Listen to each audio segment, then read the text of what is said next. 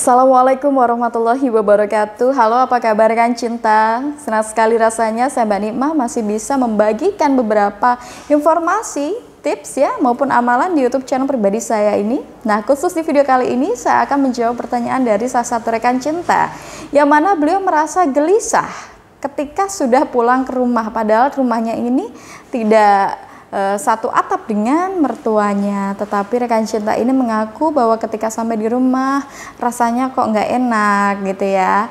Nah, kenapa bisa hal ini terjadi? Nah, faktanya memang ada beberapa menantu perempuan yang merasa ketika beliau tinggal berdekatan maupun satu atap dengan mertua merasa tidak nyaman. Ada beberapa alasan yang membuatnya seperti itu. Apa saja itu? Yang pertama adalah ketika ia masih merasa canggung.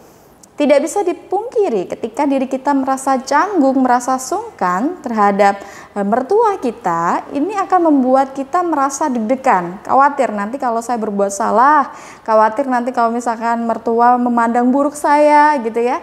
Akhirnya canggung sendiri ya, sungkan sendiri, nggak nyaman, resah ya, karena khawatir. Seperti ketika kita ada di bangku perkuliahan atau di bangku sekolah dulu ya, kita melihat kepala sekolah kita kayaknya nyeremin gitu ya. Nah, sama halnya seperti Anda ketika melihat mertua masih merasa canggung, maka akan menimbulkan rasa resah ketika Anda pulang ke rumah ya, atau berdekatan dengan mertua Anda. Nah, kemudian yang kedua adalah karena Anda kurang komunikasi dengan mertua Anda. Ketika Anda dan juga mertua komunikasinya lancar, baik, maka ini bisa terjadilah keakraban antara Anda dan juga mertua. Ya, tetapi kalau misalkan Anda jaga jarak dengan mertua, jarang komunikasi dengan mertua, hanya ngomong yang penting-penting saja, maka ini bisa membuat Anda dan juga mertua hubungannya juga akan terbatas gitu ya, tidak bisa serileks seperti menantu-menantu yang lainnya, begitu. Maka dari itu saran saya, Anda perlu kok untuk ngobrol bareng dengan mertua ya, atau pergi ke pasar bareng gitu ya, atau belanja baju bareng. Nah, ini bisa membuat Anda dan juga mertua akhirnya semakin erat hubungannya. Nah, kemudian alasan yang ketiga kenapa Anda resah ketika berdekatan dengan mertua adalah Anda masih mengingat kesalahan atau rasa kecewa Anda terhadap mertua Anda. Mungkin saja mertua Anda pernah mengkritik Anda, mungkin saja mertua Anda pernah terlalu jujur kepada Anda sehingga menyakiti perasaan Anda. Nah, ini sering terjadi seperti ini ya. Padahal sebenarnya mereka saling sayang. Tetapi karena menantu merasa bahwa dia tersakiti, dia disakiti karena perkataan dari mertua, ya, diambil hati, akhirnya muncullah rasa tidak nyaman tersebut. Begitu. Nah, kemudian yang keempat, karena mertua terlalu ikut campur. Ketika mertua terlalu ikut campur urusan anak dan juga menantunya, ini bisa menimbulkan ketidaknyamanan. Ya, tidak bisa dipungkiri lagi ya rekan cinta, yang namanya orang tua sampai kapanpun menganggap anaknya ini sebagai anak gitu ya. Seperti anak-anak. Jadi orang tua yang tahu segalanya.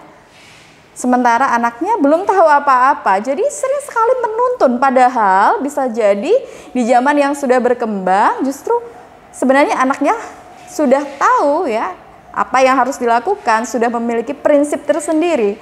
Tetapi karena orang tua ya dengan prinsipnya yang sangat kuat, merasa bahwa beliau memiliki banyak sekali kemampuan yang melebihi putranya atau menantunya, sehingga kerap kali membuat dia terlalu ikut campur, terlalu mengarahkan. Nah, kalau sudah seperti ini bagaimana? Ini kembali lagi kepada diri Anda sebagai menantu dan juga istri dari anaknya. Anda perlu untuk mendengarkan dengan baik, tetapi Anda tidak wajib untuk melakukan saran yang telah beliau berikan. Ya, ingat ya. Anda perlu untuk mendengarkan saran beliau dengan baik, tetapi Anda tidak wajib untuk menjalankan apa yang telah beliau sarankan tadi. Semuanya itu kembali kepada Anda dan juga pasangan. Karena Anda dan juga pasangan yang bertanggung jawab atas rumah tangga yang kalian bina. Begitu. Jadi sekali lagi, jangan terlalu baper. Jangan dibawa perasaan. Karena sekali lagi rekan cinta, kebanyakan dari sebuah hubungan, entah itu hubungan mertua dan menantu, hubungan asmara antara suami istri, itu bisa rusak ketika salah satu atau keduanya saling curiga, saling berburuk sangka. Nah, kalau misalkan Anda ingin bahagia, hidup rukun dengan mertua, maka Anda harus senantiasa membiasakan diri untuk berpikir positif. Ya, terhadap segala sesuatu, karena berpikir positif dalam hal ini bisa membimbing Anda untuk lebih tenang, lebih nyaman, lebih rileks. Nah, selain itu, kalau misalkan Anda berpikir negatif, ini bisa menumpuk energi negatif di dalam diri Anda, sehingga menjadikan diri Anda pribadi yang tidak menarik, pribadi yang menyebalkan, tidak hanya di mata mertua Anda, tetapi mungkin tetangga sekitar atau pasangan Anda. Bahkan yang paling menyedihkan, ini bisa berdampak pada kondisi kesehatan psikis Anda, ya, menjadi tidak tenang, cemas, merasa khawatir, was-was. Nah, siapa lagi yang rugi? Tentu diri Anda sendiri ya. Maka dari itu rekan cinta, mulai dari sekarang buka lembaran baru dan menjalani hidup dengan lebih bersemangat lagi, lebih baik lagi, dan lebih positif lagi terhadap siapapun, termasuk terhadap mertua Anda. Tidak perlu takut, karena kebanyakan sesuatu yang dimulai dari rasa takut akan berakhir pada sesuatu yang tidak baik atau kegagalan, gitu ya. Terus saksikan video-video saya di YouTube channel pribadi saya Nikmah Ashifa. Dan bagi rekan cinta yang mungkin memang memiliki masalah pada hubungannya dengan mertua, Anda bisa melakukan terapi meluluhkan hati mertua. Terkait dengan terapi ini bisa Anda tanyakan langsung kepada saya maupun admin saya Mbak Hana di nomor yang ada di deskripsi video ini. Terus saksikan video-video terbaru saya di YouTube channel pribadi saya Nikmah Ashifa. Wujudkan bahagia dengan cinta. Wassalamualaikum warahmatullahi wabarakatuh.